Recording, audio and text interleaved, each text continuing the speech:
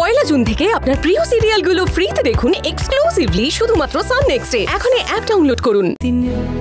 কে যে নাচে ততা থই থই ততা থই থই ততা থই থই তার সঙ্গে কি মৃদঙ্গে সদা বাজে ততা থই থই ততা থই থই ততা থই থই তার সঙ্গে কি মৃদঙ্গে সদা বাজে ততা থই থই ততা থই থই ততা থই থই মম চিত্তে নীতি নৃত্যে কে যে নাচে ততা থই থই। দিনের পর দিন অপমান সহ্য করে তুই এই বাড়িতেই থাকবি। যে বাড়িতে তোর কোনো সম্মান নেই সে বাড়িতে কেন পড়ে থাকবি?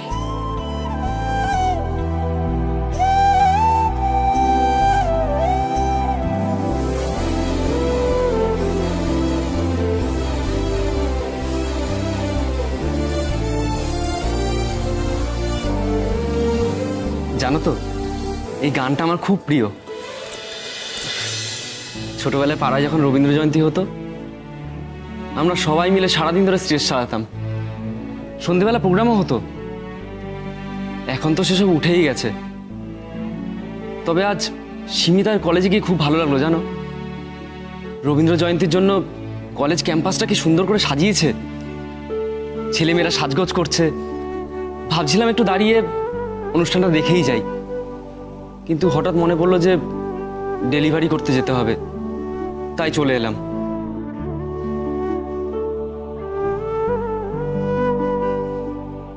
কি হলো? কি বললাম তুমি শুনলে?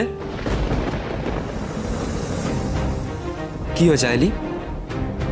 মায়ের সাথে কি আবার তোমার অশান্তি হয়েছে? আগে না আমাদের বাড়িতেও রবীন্দ্র জয়ন্তী পালন করা হতো, কত চেনা জানা লোক আসতো, কত মজা হতো। আজকেও তো রবীন্দ্র জয়ন্তী, কিন্তু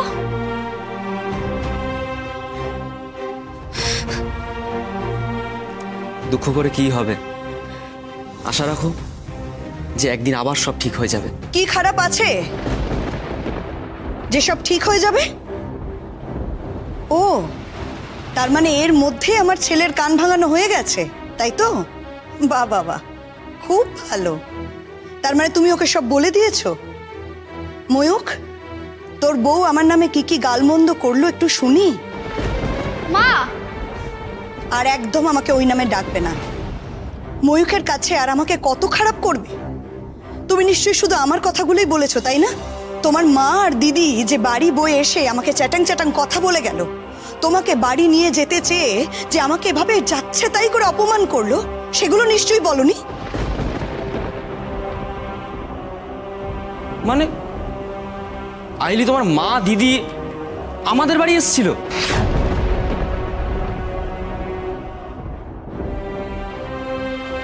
আইলি, আমি তোমাকে কিছু জিজ্ঞাসা করছি। মানে আমাকে আগে বলনি কেন? মা, কি হয়েছে আমাকে বলো। কি হলো মা? আমি কিছু জানতে চাইছি। ছাড়ো না, এইসব বাদ দাও না। না, বাদ দেবো না। কি হলো মা, বলো।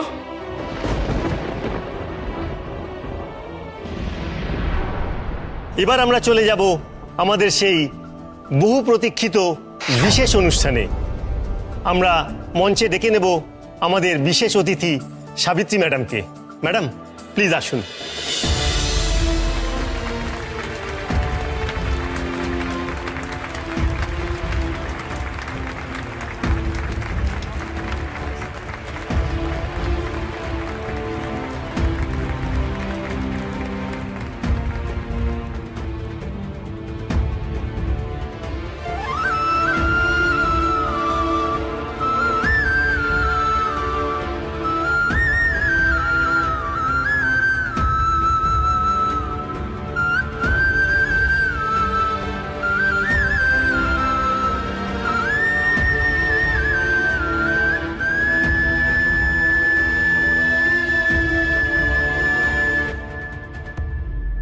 আজ বিশ্বকবির জন্মদিন, আজকে রবীন্দ্র জয়ন্তী।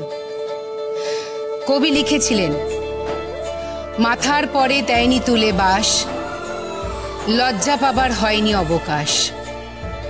কালো, তা সে যতই কালো হোক, দেখেছি তার কালো হরিণ চোখ। কোনো এক কৃষ্ণকলিকে নিয়েই কবি এই কবিতাটি লিখেছিলেন, কিন্তু আমার কাছে মনে হয় এই সংসারের প্রত্যেকটি মেয়েই এক একজন কৃষ্ণকলি। আমাদের মেয়েদের জীবনের প্রথম দিন থেকেই যেন লড়াই করতে শিখে নিতে হয়। সেই লড়াই বিভিন্ন রকমের। কোনো মেয়ের বাঁচার লড়াই, কোনো মেয়ের সম্মান রক্ষার লড়াই, কোনো মেয়ের নিজের পায়ে দাঁড়ানোর লড়াই, নিজেকে স্বাধীন ভাবার লড়াই। আবার কখনো কখনো হয়তো নিজেকে মানুষ বলে স্বীকৃতি দেওয়ার লড়াই। কিন্তু এই লড়াই কখনোই খুব একটা সহজ হয় না।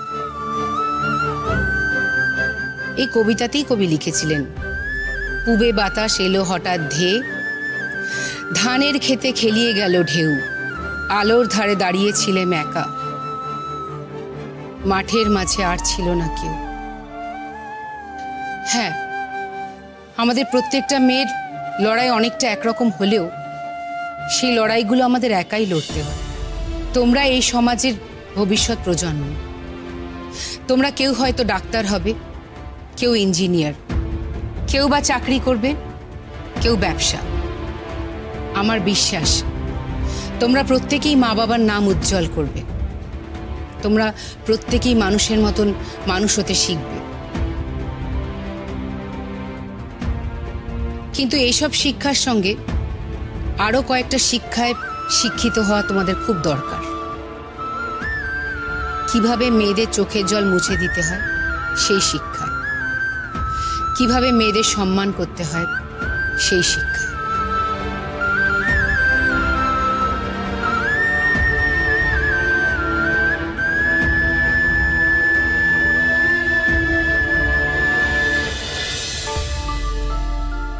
খাওয়া দাওয়া করেছেন? খাওয়া দাওয়া ঠিকঠাক ছিল?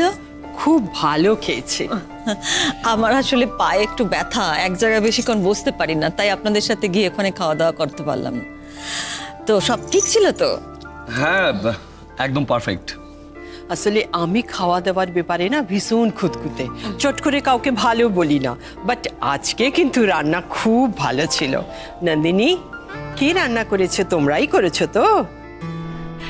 না, অদ্রিজা আজ আমাদের কিছুই করতে দেয়নি।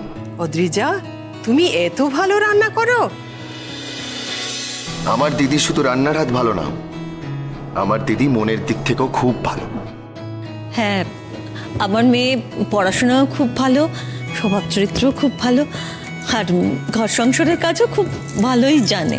উফ মা, থামো না, এই একটা রান্নাও তো আমি করিনি। কেন এসব বলছিস?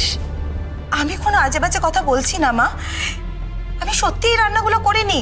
আজকে রান্নাঘরের ধারে কাছেই আমি যাইনি। সত্যি কথা বলতে আমি অত ভালো রান্না পারিও না। না গো সরজু, কেন এসব বলছিস? কেন মিথ্যে কথা বলছিস? মা, তোমরা কেন মিথ্যে কথা বলছো? আমি তো সেটাই বুঝতে পারছি না, এইসব বলে কি লাভ? আসলে কি বলুন তো, আমার বৌদিরা আমাকে নিজের বোনের চেয়েও বেশি ভালোবাসে।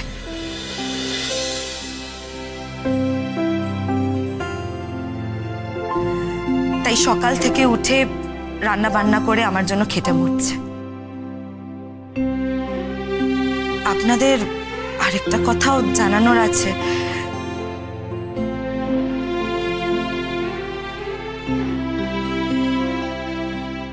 ঘরের কাজ খুব একটা আমি পারি না, মানে জানি না।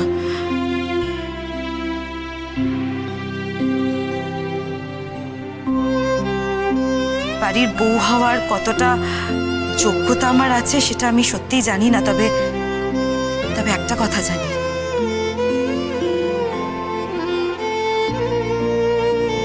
অরুণকে আমি ভালোবাসি।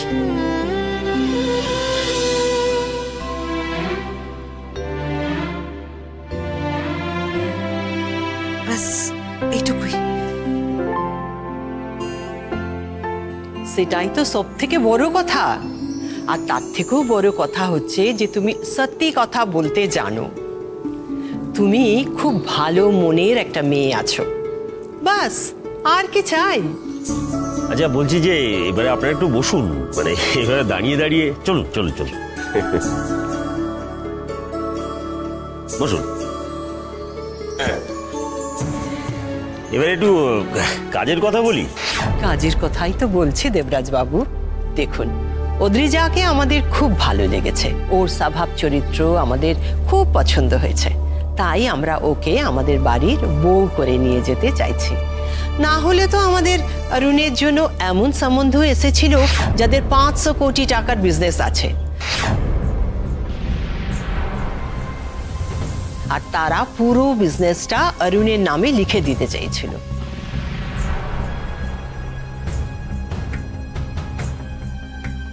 কিন্তু আমাদের টাকা পয়সাতে কোনো লোভ নেই, আমাদের কাছে মেয়েটাই হচ্ছে আসল।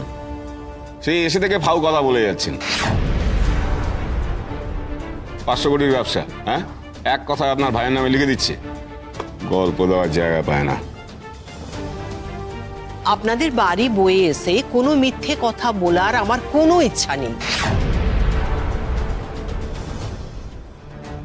আপনারা যদি চান আমি তাহলে এটার প্রমাণও আপনাদের দেখাতে পারি। প্রমাণ টমান কিছু দেখানোর দরকার নেই। আপনি বললেন তো 500 কোটি, 500 কোটি বললেন। 500 কোটি যখন আপনার ভাইয়ের নামে লিখে দেবে, তখন একটা কাজ করুন, ওই 500 কোটি মেয়ের সঙ্গে আপনার ভাইয়ের বিয়ে দিয়ে দিন। 500 কোটি তো 5-এর পিছনে কটা শূন্য বসে, তোর ধারণা আছে কোনো? দেখ না, একটু গোন না।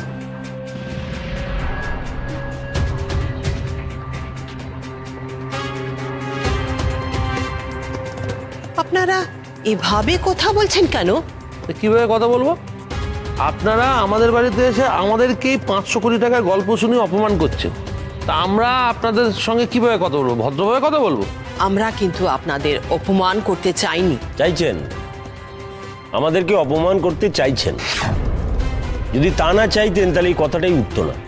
হয় অপমান করতে চাইছেন, নয় এই গল্পটা শুনিয়ে আপনারা পণ আদায় করতে চাইছেন। কিন্তু আমি তো ভিক্ষে দিয়ে আমার বোনের বিয়ে দেবো না, অত দায় পড়েনি আমার। ওকে খাইয়ে দিয়ে বড় করেছি, এটাই অনেক।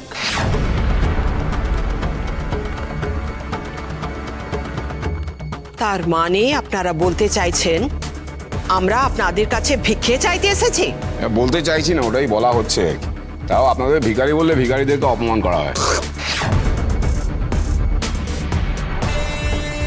ঋতু, কি হচ্ছে এসব? যাতা কথা কেন বলছিস? মুখ সামনে কথা বল। আরে এতক্ষণ তো মুখ সামলে চুপ করে বসেছিলাম, তো আর কত সামলাবো? দান দেওয়ার যত সব। আমাদের বর দেখে আপনারা কি ভাবেন বলুন তো? 500 কোটি টাকা দেখাচ্ছে না। মেসে তুমি কেন বেকার ঝামেলা করছো বলো তো? উনি তো সেরকম কিছু বলেননি। এই তুই না মাঝখানে ফকট দালালি করবি না একদম। তোর যখন ওদের প্রতি এত প্রেম পিড়ি, তাহলে তুই ওই পণটা দিয়ে দে, যার ধান দেয় ওনারা এসছেন। Enough is enough. সব কিছুর একটা লিমিট আছে।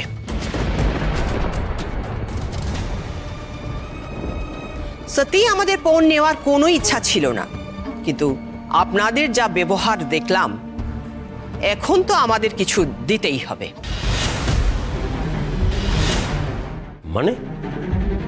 মানে যেটা বললাম সেটাই। আমাদের কিছু লাগবে না, কিন্তু আপনার বোনকে তো কিছু দেবেন। কি বলতে চাইছেন? কি একটু ঝেড়ে কাশুন না। দেখুন, আপনাদের কোথায় কি সম্পত্তি আছে না আছে সব আমরা জানি। আপনার ভাই ওই ঋতুরাজ চ্যাটার্জির নামে যে মেডিকেল ইকুইপমেন্টসের ফ্যাক্টরিটা আছে, সেইটা অদ্রিজার নামে লিখে দিতে হবে।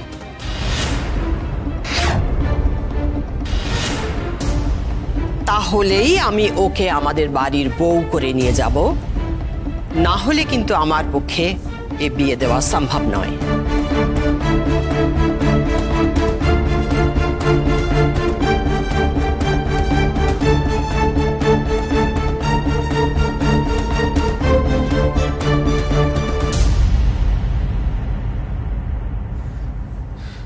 এই প্রথমবার তোমার মা আর দিদি আমাদের বাড়িতে এলো, আর তোমরা দুজন আমাকে জানানোর প্রয়োজনই মনে করলে না। বাহ, খুব ভালো।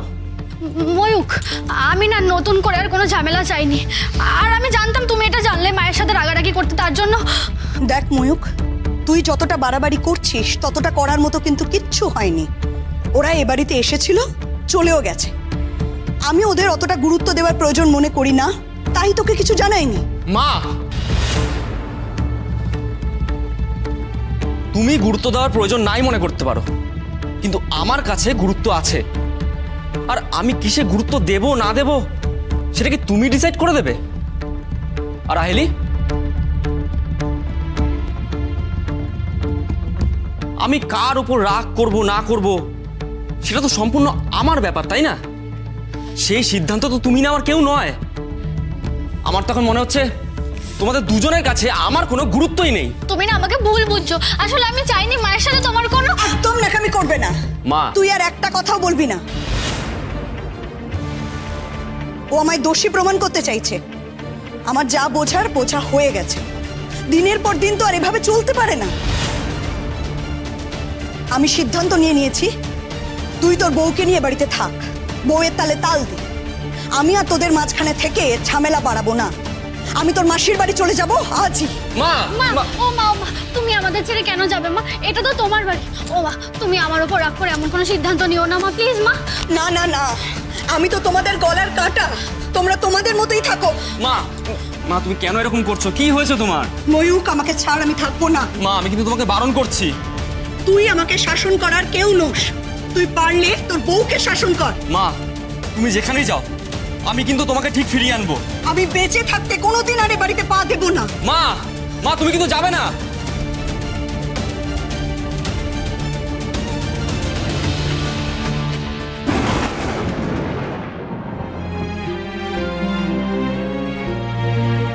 একটু আগেই আমাদের শ্রদ্ধেয় জয়ন্ত স্যার বলছিলেন বিশ্বকবি রবীন্দ্রনাথ ঠাকুর একজন মহান দার্শনিকও ছিলেন। তিনি এক উন্নত সমাজের স্বপ্ন দেখেছিলেন, কিন্তু সেই সমাজকে উন্নত সমাজ তখনই বলা যায় যখন সেই সমাজে মেয়েদের আদর থাকে, মেয়েদের সম্মান থাকে। রবীন্দ্রনাথ ঠাকুর ওনার সাধারণ মেয়ে কবিতায় লিখেছিলেন, পায়ে পড়ি তোমার। একটা গল্প লিখো তুমি শরৎবাবু, নিতান্ত সাধারণ মেয়ের গল্প। তাকে নাম দিও মালতী। ওই নামটা আমার। এমন অনেক মালতী আছে বাংলাদেশে। তারা সাধারণ মেয়ে, তারা ফরাসি জার্মান জানে না, শুধু জানে তারা কাঁদতে। কিন্তু মেয়েরা কি সারা জীবন শুধু কেঁদেই যাবে? যদি মেয়েরা পুরুষের সাথে কাঁধে কাঁধ মিলিয়ে এগিয়ে যাওয়ার সুযোগ না পায়, যদি সারা জীবন শুধু কেঁদেই যায়, তবে এই সমাজ, এই দেশে এগিয়ে যাবে কি করে? একটা কথা মাথায় রাখতে হবে, কোনো কালে একা হয়নি কো জয়ী। পুরুষের তরবারি প্রেরণা দিয়াছে, শক্তি দিয়াছে বিজয় লক্ষ্মী নারী।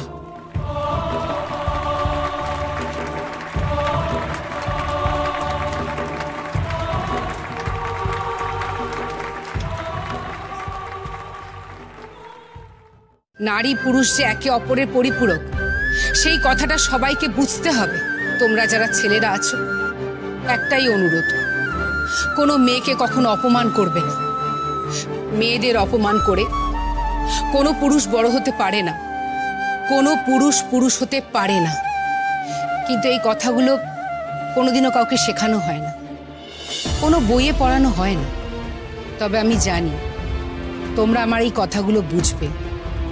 তোমরা কোনোদিনও ছেলে মেয়েদের মধ্যে বিভেদ করবে না, তাহলেই আমরা সবাই আরো অনেকটা এগিয়ে যেতে পারব। সেই দিনই বিশ্বকবির দেখা সেই উন্নত সমাজের স্বপ্নটা সত্যি হবে, যেদিন মেয়েরা তাদের চোখের জলের দাম পাবে। আমি আর বেশি কথা বাড়াবো না, কবিগুরুর একটি কবিতা দিয়ে আমার বক্তৃতা শেষ করব। তোমারে যা দিয়েছিনু সে তোমারই দান, গ্রহণ করেছ যত, ঋণী তত করেছ আমায়। হে বন্ধু, বিদায়।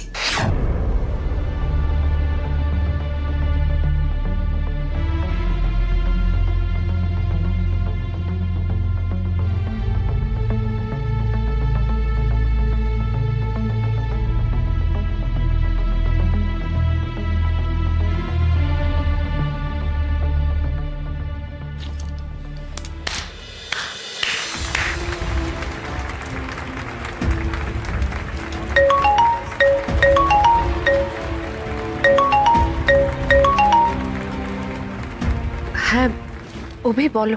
হ্যালো, কি হয়েছে অভি?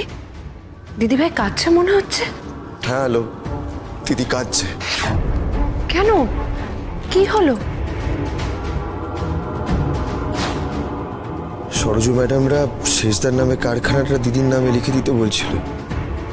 শেষদা তাতে রাজি হয়নি, ব্যাস তারপর তারা সম্বন্ধ ফেরত নিয়ে চলে গেছে।